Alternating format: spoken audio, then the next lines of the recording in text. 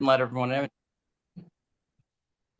So want to, participants 15. You want me to click there? yeah, you can admit all. Okay. Now it says search. What? Participants. Participants. Invite. No, you want Copy. to Link. admit all. Don't have admit all. Okay. No, Under, I'm not doing it. You're doing it. I don't think I can okay, admit. I'll do it. I think you can, but I'll do it. It's Okay, okay. we'll go over it No later. problem. We'll go over it later. It's All okay. right. It's just a matter of finding the button. That's okay. Yeah. Oh, I see it now. Yeah. All right. Enter Well, rail, there's click this one. Maximilian. You want to let Maximilian in? There we go. Click on it. So there you did it. You see? All right. There's the Cynthia. Let see if you can I just admitted Cynthia, yeah. see. You're a champion. All right.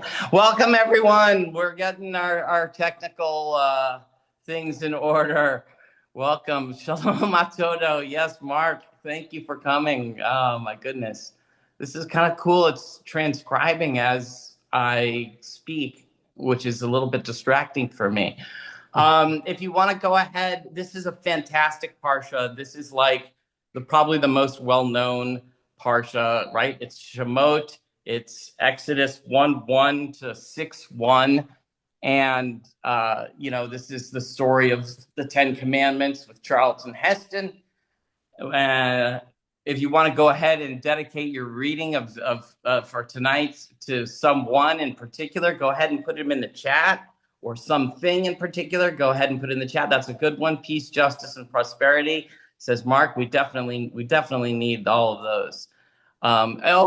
Ava says it's also the story of the DreamWorks Prince of Egypt. I haven't seen that, and I should probably see it. Every year on Pesach, of course, I do play the Ten Commandments, so it's a family tradition. So really it's great, huh? Oh, I'll have to check it out. Well, we'll see whether or not it's sticks to the original, or I'll just check that. Oh, you've never seen the Ten Commandments on DVD? Oh my goodness. It's the most beautiful. It's shot unbelievable. The costumes are unbelievable. You got to remember, this is well before CGI. These are all actual people. And I really think they did a fantastic job. So, I would love to even watch it with you sometime. We could do it again we did it once on Discord, but I think it might be time to do it again. So Shemot is not the same word as Shema. Shemot is an excellent question, Mark Gilmore. Shemot is the title of this parsha. Shemot is also the title of this book, and it means names. And this is because names are so very, very important. We're going to talk about them tonight. Shema, on the other hand, as Eva points out, yes, means to hear. Now, you've got two of the three same root letters, but I don't think that the words are related. So etymologically, but certainly they're both really important. So there you go. Rabbi, do you want to lead us in the bracha? Sure. Okay, here we go. Baruch atah Adonai Melchol Asher b'chad b'nei kol ha'amim v'natan lanu torato. Baruch atah Adonai noten Torah. Amen. Amen. All right. So, would you like to share with us what you have uncovered tonight, or do you want me to talk a little bit about the Parsha? I was going to go over the Parsha itself, but I probably in get to more one quick detail. thing, and then I'm gonna go. I have more to say, but I want to cover this so that we don't run out of time or I don't forget about it. Okay. So, you want So to in this in Parsha Shemot, we deal with the Klal Yisrael, Bnei Yisrael, the children of Israel, are multiplying in number. And a Yes. child is born to Yocheved. Yocheved is the daughter of Levi and her Yeah. husband Amram. And here we find Batya. Batya has an interesting role because Batya is the daughter of Paro. And the rabbis conclude, our tradition concludes, that Batya actually converted to Judaism. She became Jewish.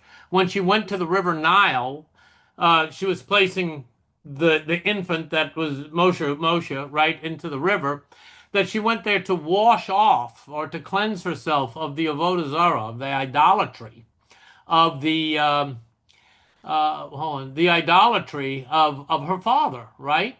So, Yes. oh, Lowland is here. Lowland just joined us. Very Yeah. good. Welcome, Lowland. Lowland, I hope I So pronounced his name right, but Lowland. Anyway, one of the questions I always had, we encounter one of the most interesting supernatural phenomenon yeah. in this Parsha It is the burning bush.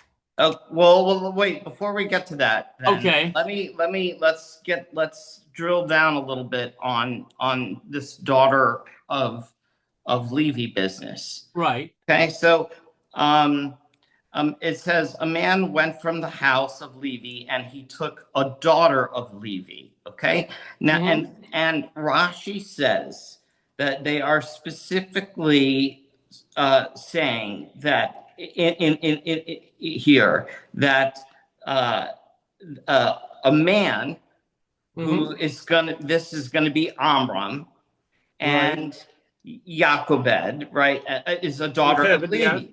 So he was a grandson of Levi, while she was literally Levi's daughter. She gave birth miraculously at the age of 130 years. And this speaks to Ava's question that, yes, she's considered to be an actual daughter of Levi. I don't think it's 400 years between. I think it's a couple hundred. But Right. you're right. What happens um, is that the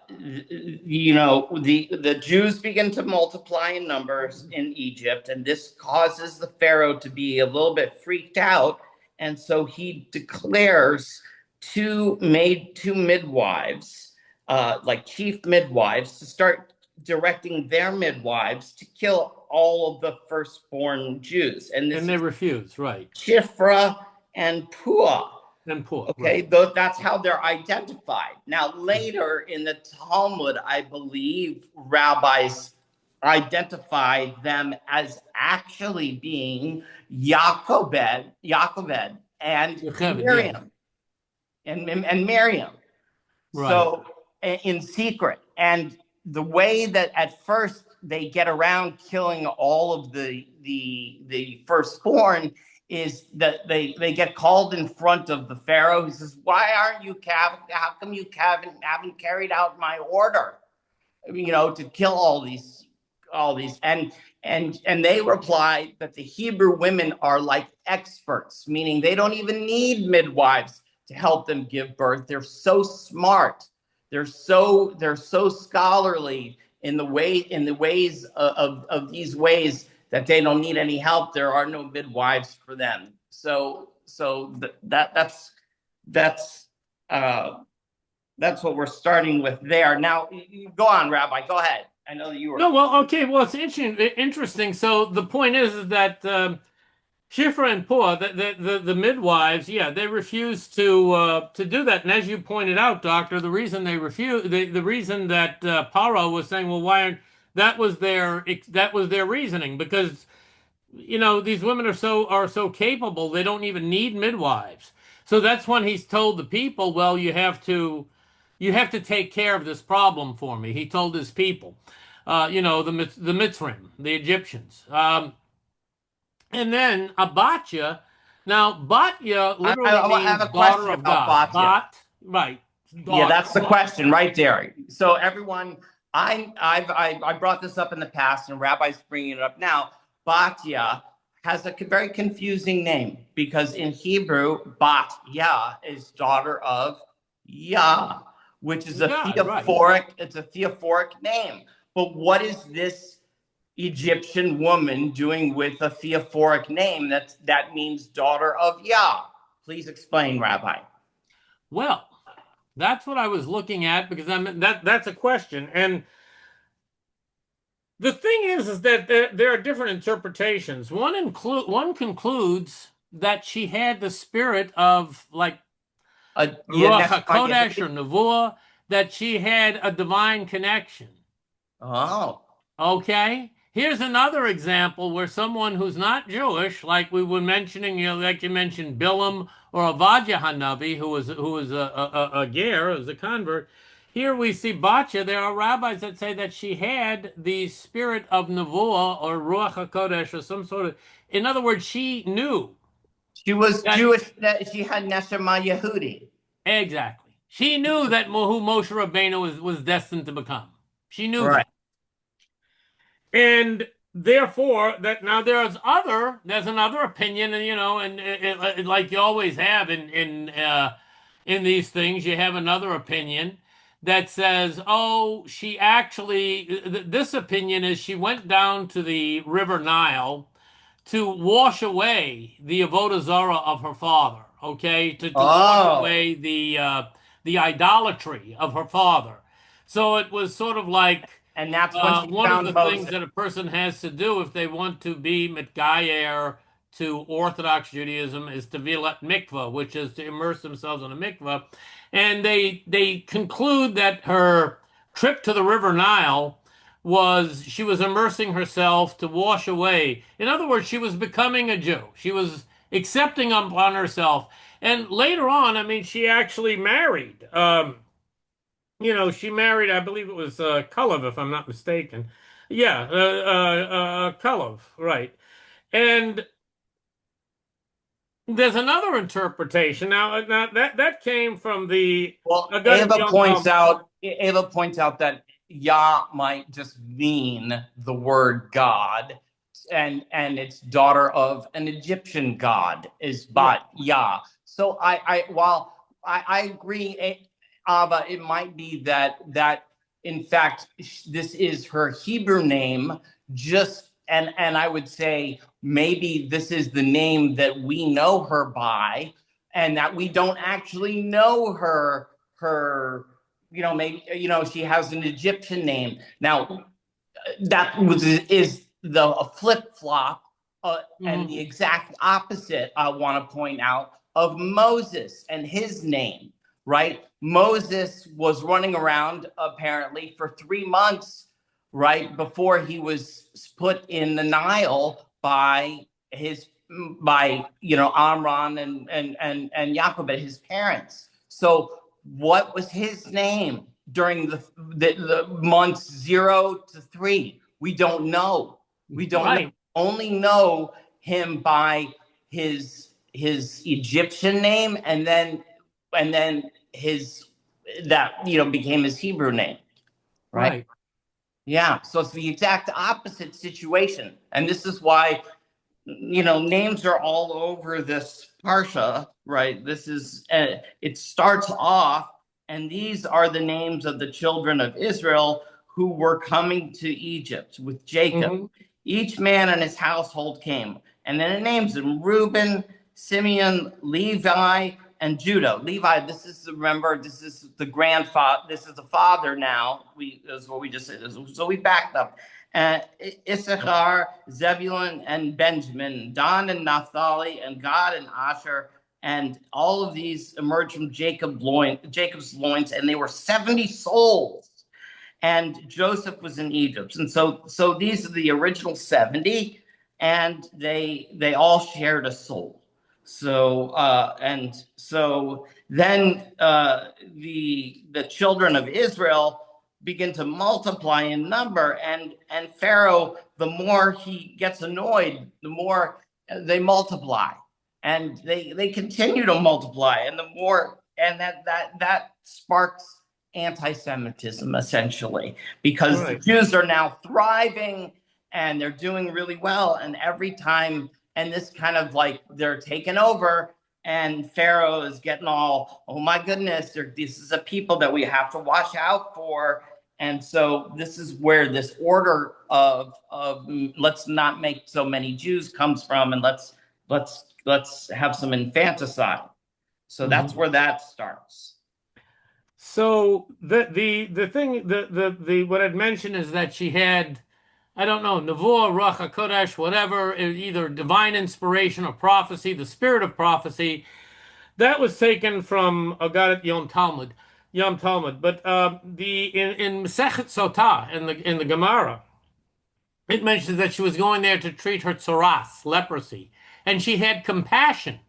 She had compassion to adopt the baby that would later be the leader of Klal Yisrael. She had compassion to because she had compassion to adopt him. Hashem had compassion and adopted her, and at that moment she was Ah. accounted as an Israelite. Mm. And there's an interesting thing also in I don't know if it's a midrash, it's in Megillah, it's in the Megillah, but that Hashem miraculously extended her arms. Think of Mr. Gumby, okay? Miraculously Right, right, extended right, her right. arms where she could pull Moshe, pull the baby. Right. Miraculously extended her arm to pull the child to safety. So, just mentioning it. Right, right. Uh, what's interesting about Batya is she's one of the select few. I could think of Eliyahu Navi, Elijah, but she's one of the select few that entered the supernal realm without ever tasting death. Uh, with Batya? Yep. Oh, I have to So check that she out. had a very special zechut, a Uh, very special merit.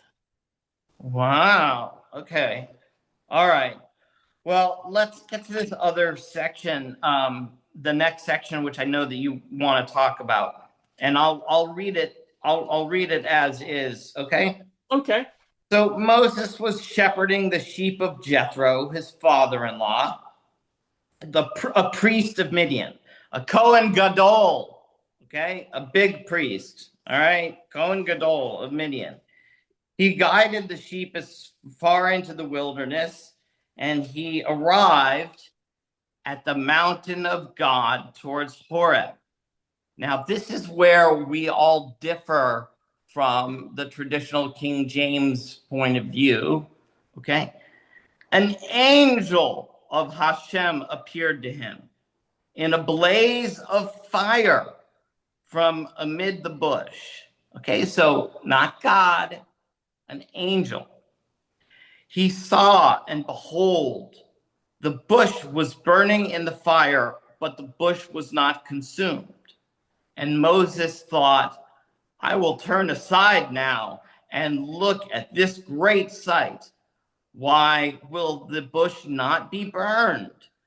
Hashem saw that he turned aside to see, and God called out to him from amid the bush and said, Moses, Moses. And he replied, Here I am. He said, Do not come closer to here. Remove your shoes from your feet, for the place upon which you stand is holy ground. He said, I am the God of your father, the God of Abraham, the God of Isaac, the God of Jacob. And Moses hid his face, for he was afraid to gaze towards God. Mm-hmm. So do you want me to park it here? I'm sorry? Do you want me to park it here so that No, you go can? ahead. I'm listening. Okay, Continue it, but and well, I'll add what I have to add when you're finished. no, I'm finished. I think that's a good Okay, time you're to finished. park. That's what I'm Well, saying. let me respond to a couple of things. Number one, before I go on my rant, Lolan brings up something interesting. Well, Mark Gilmore, he says, if she was a leper, might it not be risky for Moshe? Correct. But we're talking, I think we're talking about Saras. Saras is not leprosy. They Not really. translated leprosy in the English English Yeah. translation, but Yeah. it's not literally leprosy. It's a supernatural affliction that would first afflict a person's house, then their clothing, then their body. But it's a supernatural affliction, not to be confused with actual leprosy. It was related to, Saras is related to the word Matsora, someone who speaks slander or calumny or what have you, Lashon Hara. So a Matsora is someone who someone who's afflicted with saras as a result of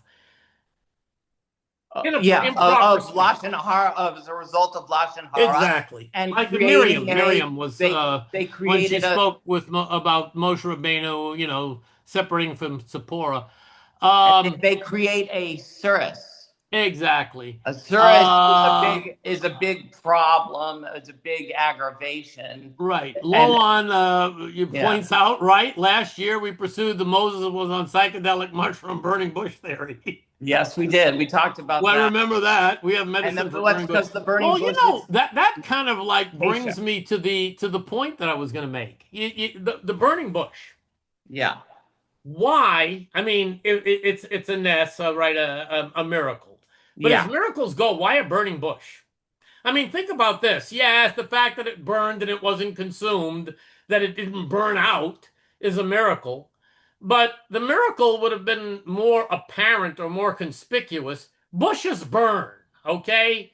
It's foliage. Bushes burn. A burning rock might have been more, or maybe a burning camel or a burning anything, right? Well, Why a there's a burning reason. bush? There's a Why reason. Dafka a bush? There's a I mean, reason. there were many other things. I mean, you see a rock burning and you're like, whoa, hey, But I mean, it's a burning bush, which I always thought would have made a good would have been a good scene in a Cheech and Chong movie. Have Moshe Rabbeinu there, Moses. That bush over there is burning, man. It doesn't burn out. Whoa! Well, Now it's talking to me. I mean, there's a reason, and Rashi talks about it, I think. And Rashi says there are three miracles that actually happen in right, stages. And first, what happens is he sees the burning bush, which is not consumed. And then he hears God's voice, and then he sees God. Okay, and yes, it's he sends, the burning bush is an angel takes shape in the form of the burning bush. And so why Rashi says that essentially this is a stage level of prophecy of nevuah, that like accommodating, like when you walk into a dark room, you have to it takes time for your eyes to accommodate. So Moses was being, his human self was being accommodated to this most powerful being. First, exactly. he's got the burning bush, which is a normal, I mean, you could see a burning bush, but then it's a little bit strange, right? There's a little strangeness to it. Now it's not being consumed. So now he's going a little bit deeper. He turns his attention. I read that, right? He gets his attention turned towards the site. And so he goes a little bit deeper. And then God speaks to him. He's going a little bit deeper. And then God appears to him, I'll put him, and he's now, really together and close.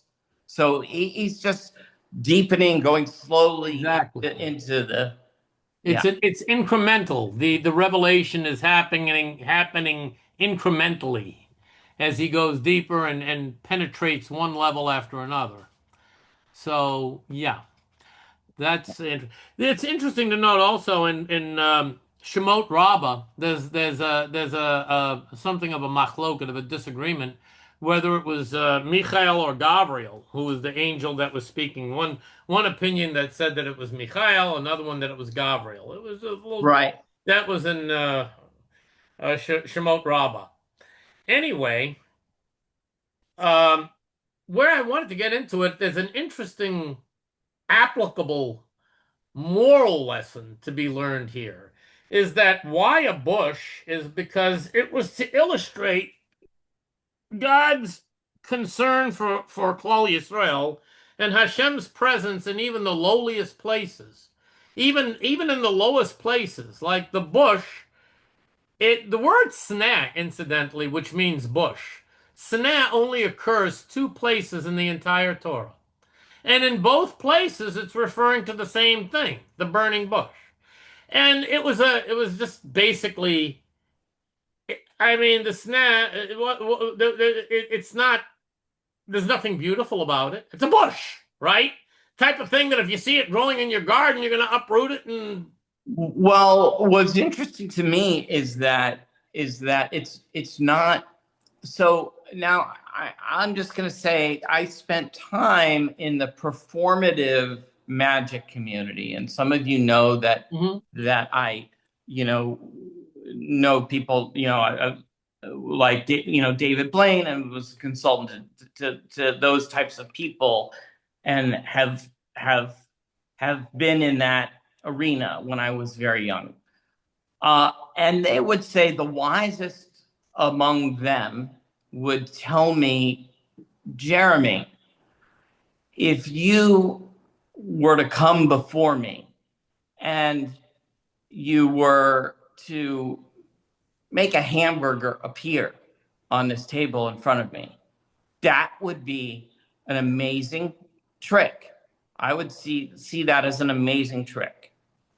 He said, though, Jeremy,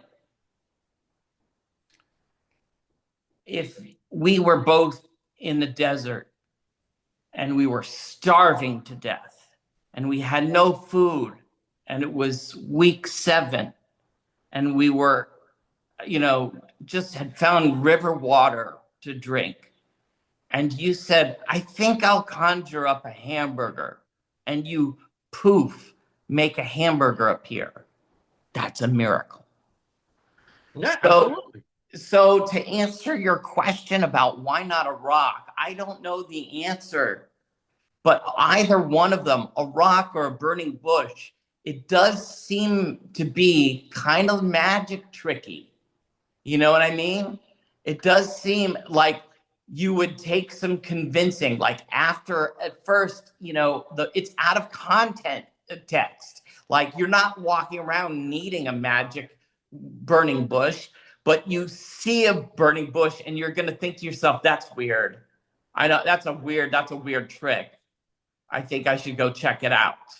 You know what I What's mean? interesting though, the shoresh for snare is the same, the root for the word snare, the burning bush. Like I said, it's only mentioned twice in the Torah, and Yeah. both times it's referring to this specific bush, the burning bush.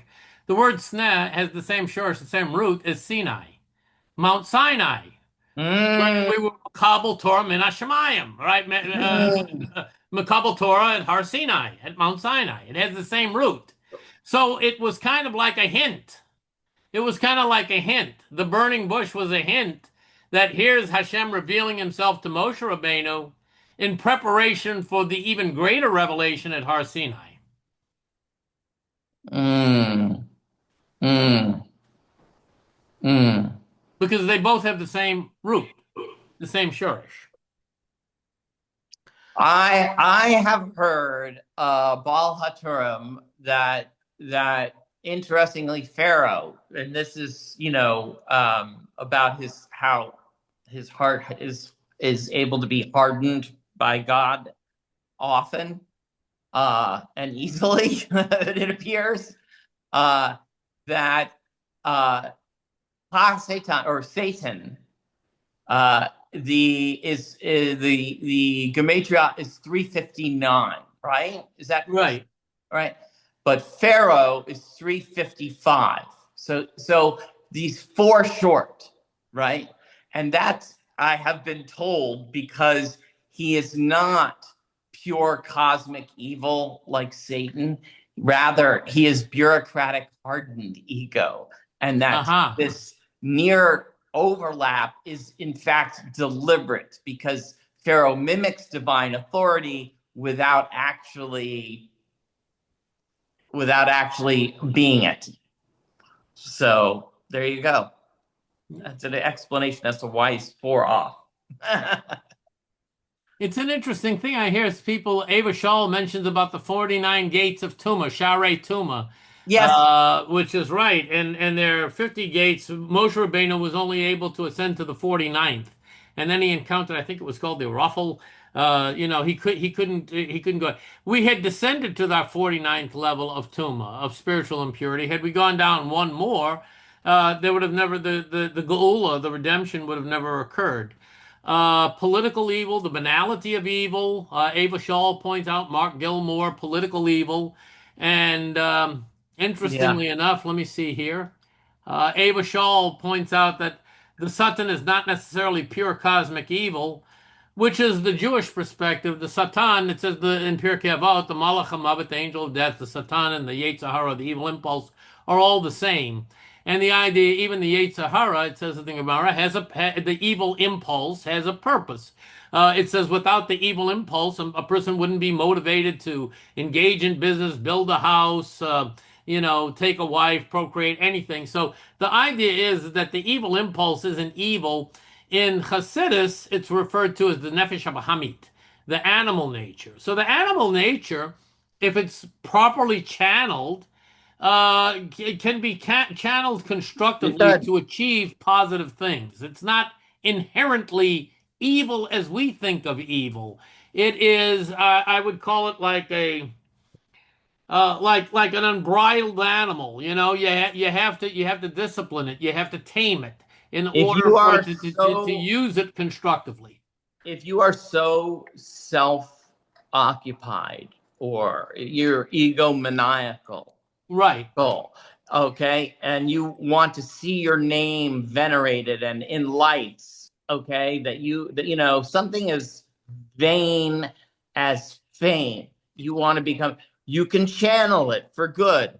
Exactly. How? Become a famous philanthropist, become famous for giving away your money, become famous for doing like Jonas Salk and solving a world problem, become famous. Um, uh, Fame is a terrible, can be a terrible, selfish motivator, but, then don't become famous for doing evil. Become Exactly. You, famous you for doing channel it. good. Right. An example, it says in Pirkei Avot, Kina taiva v'kavod matin and adam min ha'olam. That kina, which is envy, taiva, which translates roughly into desire or lust or whatever, kina taiva v'kavod, pursuit of glory, pursuit of honor, right? Removes a person from the world. But it also says in Jewish tradition, kina from tarbas chachma, that rivalry among scholars increases wisdom. So that kind of rivalry, that kind of pursuit, kina, envy. I'm envying someone else. Boy, that guy or that lady is so does all these good deeds and is such an upstanding, outstanding member of society. I wish I could be like that, And so I'm envying, that's a positive form of envy. That I'm saying, gee, I wish I could be. I wish I could be like Dr. Jeremy, Or I wish I could be like Faith Yeah. McCann with her wisdom and insight. Well, that's what I wish like that's I could be like Lolan. There's plenty of people. Everyone makes comments here, and I'm looking at it and say, wow, I wish I had that degree of insight, or I wish I had that degree of humor, or I wish I had that degree of whatever it is. I look at other people and I'm saying, I envy that meta, that attribute they have. That's not negative. That's yeah, simply saying that what they say, imitation is the sincerest form of flattery. right. Okay, that's really what it is. Saying that, I want. Ava Shaw points out, I feel like a Kabbalistic understanding of evil is that it is never pure. It is always just blocking the good. Right, klipa. It's referred to as klipot in Kabbalah. A A hard klipa is a shell. covering, a shell. Yeah, this is why you circumcise your heart, right? Right. You can remove the shell, right? And so you expose the vulnerable, and the beautiful, and yeah, and it is. You're right. I think that's a really good, it's way of looking at it. What Ava says. And I will point out that, despite the fantastical nature of this burning bush scenario, it never really did accumulate. Mark Gilmore points out something interesting. Moshe Rabbeinu had a special power to see something extraordinary in the ordinary. See, it's comments like that. I'm looking at it. I couldn't have said it Yeah. better. That's exactly, Mark Gilmore said it perfectly. A special power to see the extraordinary in the ordinary. Well, there's only one person who's making who's reporting this with this thing, and it's Moshe Rabbeinu. So, like, does he really see it or not? Is it a dream? Is it a shamanistic journey?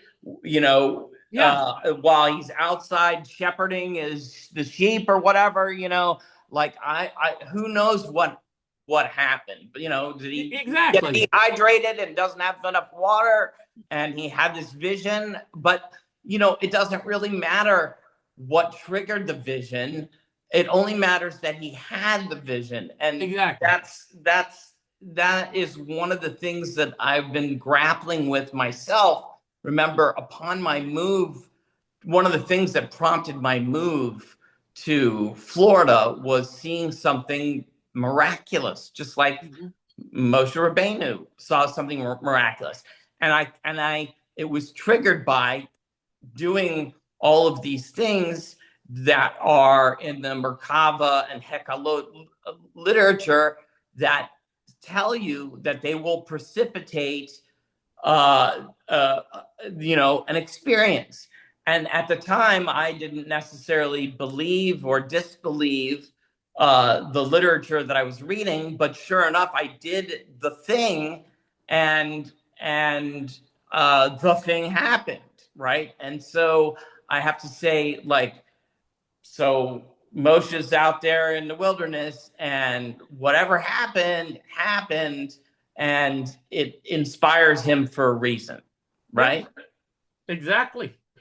And you see, Doctor, I mean, like you're already, as I've we've spoken so much, you're so acutely or finely attuned to the spiritual realm or to the metaphysical realm. You can see the miraculous in, let me put it like this. It goes back to what they say, the believer needs no proof. The skeptic, for the believer, no proof is necessary. For the skeptic, no proof is possible. Some people can see, a miracle a miracle in a sunflower seed. Other people could see the Kriyas Yamsuf and they shrug their shoulder and go, meh. You have to be spiritually attuned to see the miracle.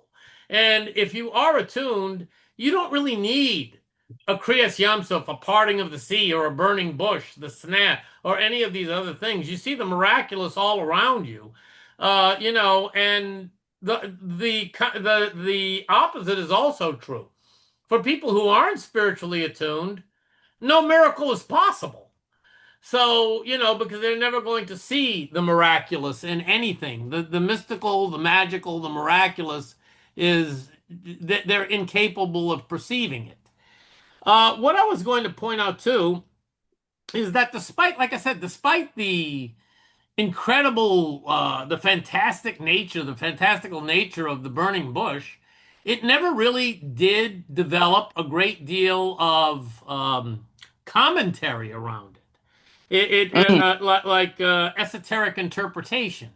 It's notably lacking about the burning bush. You go through all the Jewish sources and everything like that, but there is an interesting debate as to whether or not it should be regarded as belonging to the motif of the cosmic tree. And I've done a little bit of studying in preparation for this Parsha on the cosmic tree. Faith McCann, I'm sure, and Lolan could add things here. But there has been debate that this could be relating to the cosmic tree, which is a common theme found in both pagan and Jewish cosmology. Because we of course have the Etz HaChaim Tov V'Ra, the tree of life of good and evil, and the Etz HaDat Tov V'Ra, the tree of knowledge of good and evil, and Etz HaChaim, the tree of life. We call the Torah Etz Chaim, the tree of life. Etz Chaim hi l'ma chazikim bo, the tree of life to those who cling to it. And we have the Etz HaDat Tov V'Ra, the tree of knowledge of good and evil. The tree a tree forms and then also in the Kabbalistic tree of life, the Etz Chaim, with the Esesfirot, right? Ketach Chacham Bina Chesed Gevurah Tiferet Netzach Hod Yesod Malchut. Now, in Norse paganism and other pagan cultures, the tree forms also a seminal root. In Celtic, in Celtic lore, you have the tree, connecting the upper realm and the lower realm. In Norse, Do you they, see? Ava has a few questions for you, I right? think. And the Norse, they have, I believe it was Odin, hung on the tree for, if I'm not mistaken, 9 days. I'm no maven on this, but hung on the tree for 9 days to earn or to uncover the secret of the runes or whatever. But the idea of a tree being associated with knowledge, the line was originally Ava Shaw. The line was originally "She is a tree of life, cosmic tree," as in Etz Chaim. Sphira. Faith McCann says yes. Okay. Penelope de la Costa. Ydrassil. I go with that, but I don't know how to say it. Yggdrasil, I think. These are people who are not more knowledgeable on these aspects than I am. Wait, she's speaking. Rabbi, hang on a second. Yeah, we can barely hear you, Faith. No, not Faith. It's not. Who is? Oh, Ava. Okay. Yggdrasil. I think that's how it's pronounced. I think they forgot a G. Ah, yes. Yeah. And that's okay. That's the tree of where all the worlds of Norse mythology are put. And of course, Kabbalah has different worlds too, not in the way the Norse do it, because the Norse basically define their worlds of like what kind of creatures are in it, while Kabbalistic worlds are sort of like how thought manifests in those different worlds. But some people in like sort of Kabbalistic models do put the different worlds onto like various permutations of the Sephiroth tree. So it is a sort of similar idea in both, but differently portrayed. Yeah. And yeah, as people are talking about Odin, in Norse mythology, Odin hung himself on the tree and got wisdom from it, and that's compared that in the tarot, you have the hanged man who is in RWS at least is hung upside down, but he has that halo around his head, and it's supposed to be sort of he's getting knowledge from that, and it's the sort of the idea of like kind of a self-sacrifice that brings you back, but with more knowledge. That's kind of more in Christian mysticism, but I mean Judaism also has a tradition of resurrection if outside of that particular context, so that sort of idea can be seen as Jewish as well. Yeah, we certainly have a concept of going through severe torture to achieve but less shamanistic states, but less so than other cultures, because I think less so than other cultures, but we still have it. We do still have it. Mostly, I think, because it's less than other cultures, because I think that asceticism is often considered to be a sin for which you have to take offerings to the temple.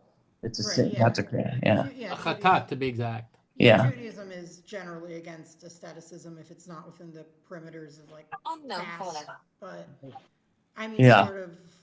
But we fast all the time. Yeah. That's the other thing. It's like it's so strange. It has to be within a particular context, right? Like, fasting outside of those particular holidays is usually not is not encouraged. Yeah, right. But it's not seen as like a way of achieving anything more. But I think Judaism still has the idea that you can go through some really hard times and come out better at the end of it, and that can be a necessary thing, even if you don't self-impose it. Sure, this too shall pass, and this too shall be for good. Right? So, absolutely. Yeah. Yeah. Judaism does not encourage asceticism. It does Yeah. not encourage asceticism. In Abstention, that which is permitted to be, it's permitted. You can't, the idea of the asceticism is not encouraged in Judaism. yeah. I'm So thinking of the here's the case of the question. Nazir. Here. This is the question that I have. That why not? All right. So let's say we're encouraged to keep the Sabbath day holy. Correct. Okay. All right. I mean, that's a fair. We're encouraged to keep the Sabbath day holy. Right. Why aren't we encouraged to keep all the other days holy too?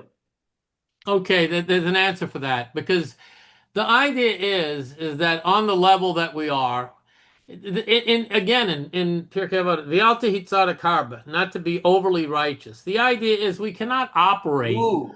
on a spiritually elevated level all 7 days of the week. It's So impossible. that's why fasting 7 days a week is looked down upon. Then I get The idea is that you cannot operate on that level. So the Yeah. idea is that Shabbat, Yom Kedusha, it's a day of holiness, Yom HaKadosh, right, the holy day. The idea is that this is a day where you can sort of like rev up your spiritual batteries to deal with the remainder of the week. Judaism is unique in that even time, like Makom is a place, you say, oh, this is a holy site, but Zaman, time, can be sanctified. The idea of the sanctification of time is, something that you find in Judaism, that time itself that holiness can be invested in time itself, that time can be elevated, which is, of course, an abstract. I mean, it's a day, it's not like Right. but one point that I wanted to get to that's kind of interesting. There is a place, St. Catherine's Monastery. This is just a side note that I found. St. Catherine's Monastery in Sinai claims to actually, they have in their courtyard what they claim is the burning bush. Yeah. Oh, you know about that? Yeah. Yeah. I have. So Yeah. since Temple of Miriam, we deal with the mystical and magical. Here's something that I'm gonna mention, is that in a classic example, and I'm just gonna read this. In a classical example of magical application of paradox, the word sneh can be recited over and over. The word sneh for the burning bush, that's only used twice in the Torah, can be recited over and over to combat a fever. And that is in Masechet Shabbat. So if you have a fever, you just recite the word sneh over and over. And according to Masechet Shabbat, that can be used to combat fever. And there are more actually elaborate versions in the Gemara where you actually cut down part of a tree as part of a fever combating ritual. Yes. Which involves cutting branch from a Absolutely. tree. And But there's simply transference. reciting the word sneh over and over is considered like a segula for combating a fever. And it's transferring the fever. That is one of the many instances of transference of illness, of psychic or spiritual transference. When you say the sna over and over again, and you hold the sick person holds onto the tree and transfers the illness into the tree. Can I jump in? Can I jump Yeah. in? Please. All right. I got 2 points for both you, Rabbi Weiss, and Rabbi Just Jeremy. Ashley. First point is about secular, mundane, and spiritual. Mm-hmm. We have as far as Catholics and Christians go, they have and most spiritual systems have a monastic ascetic society. That society is dedicated to the worship of God. That's what they do 24 hours a day. They ring the bell. They're Right. celibate, But the rest of society, the mundane society, the layman society, they have scheduled holidays. Their job in life is to produce children, to live life, to be the people, not to be the ascetic monastics. So that's clearly set in Catholicism. You can't just walk in and say, I want to be a monk. You have a family, you have a home, you got to take care of that first. So some people are born for that, and some people just live their lives, and they have holidays and appointed sacred periods that they can show their faith. So that's part of that. The second thing is exactly the same concern both the rabbis have that we have in the witch, magician, and sorceress community. Are we schizophrenic? Is this magic real? Is this divinity real? Where's the proof? And the proof, you just gave me the proof, because we have a correspondence. When your faith of Hebrew says we have this sorceress technology of the tree, of saying a word said 5,000 years ago over and over again to heal people, we say we also have a correspondence as witches that matches that exactly. It's a different word, a different mythology. But the fact that our magical technology corresponds to your magical technology, which corresponds to the Voodoo magical technology, which corresponds to Buddhist. Right. That's a proof that this is real. That's kind of interesting. That relates to something that Ava Shaul pointed out, Lolan, what you're saying. And you're really on point, because Lolan Shaul, Ava Shaul pointed out, Mr. Lolan, that Yitro had practiced every type of other religion, which we would call idolatry. He had practiced it all. He had gone from A to Z on every other type of religion. And we say, again, my favorite quote from Pirkei Avot, Ezahu Chacham, who's the wise person, Lomed Mikol Adam, he who learns from everyone. So he learned from everyone else. He synthesized the knowledge that he got from everyone else. He said, okay, this part I'm going to accept, this part I'm not going to accept. That's what led him to become Yitro when he became Jewish. Moses' Zipporah was his Moshe Rabbeinu's father-in-law. Yitro was actually started out as a priest of Midian. So I've always said, that it puts me at odds with my other Orthodox brethren that want to look at the world through a more narrow lens or a more narrow perspective. But I'm saying to myself, I don't want to spend my time talking to people who think like I think, speak like I think, believe what I believe. I don't want people to just parrot back at me what I already know, what I've spent a lifetime learning. I want people who are going to challenge my perspective or present it from a different point of view, a different nuance, or a different thing, like you do, like Mark Gilmore does. Should we reject it? Should we reject a holy man, a Shinto priest from Japan? How closer to us is he than the people committing evil? Right. We can come together and we can. What they say, it's the sum is greater than the total of its parts.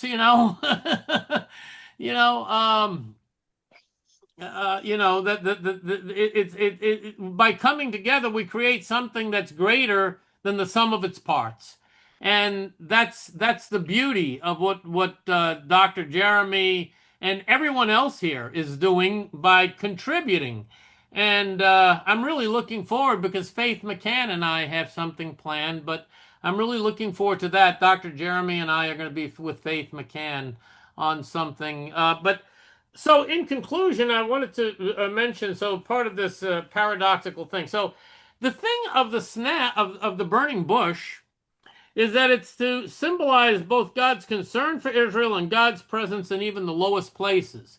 So the idea is that what is the lowest place? You're saying, well, what are you looking there for? It has nothing to offer. again in Pirkei Avot, it says, "Call nothing worthless, call nothing useless or anyone worthless, because everything and every person has a place.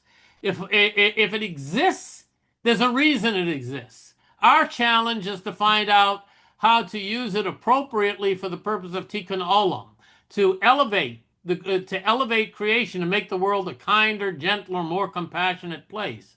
And we achieve that, I think, by not not being judgmental, not judging each other by saying, "Oh, what you think or what you believe is just no."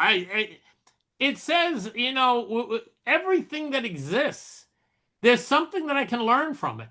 There's something that it's always worth hearing, even if a person has a diametrically opposite point of view from Dr. Jeremy and myself. I'm saying, you know what? I don't have to agree with it, but I'm thankful to that person for sharing it with me, because it helps me to refine what I do believe and what I do think, and to refine and re-examine what I believe or what I know from a different perspective. And you can't get that by just talking to people who think, believe, act, and do everything like a zombie horde, like each other. All right, all right. Well, we have next Monday, I think, is our taping with Faith, and I think it's Faith can comment. With Faith, can you tell everybody a little bit about your show and use our last few minutes to share the few Sure. questions? Yeah. Yeah, Tell thanks. Well, it's The Magical Alternative. It's a TV show on Roku and Fire TV, Apple TV, and it's filmed in a 4K studio here in Connecticut. And we're going to be focusing on the Jewish tradition and the interview with you and Rabbi McLashley about all things magical in the Jewish tradition.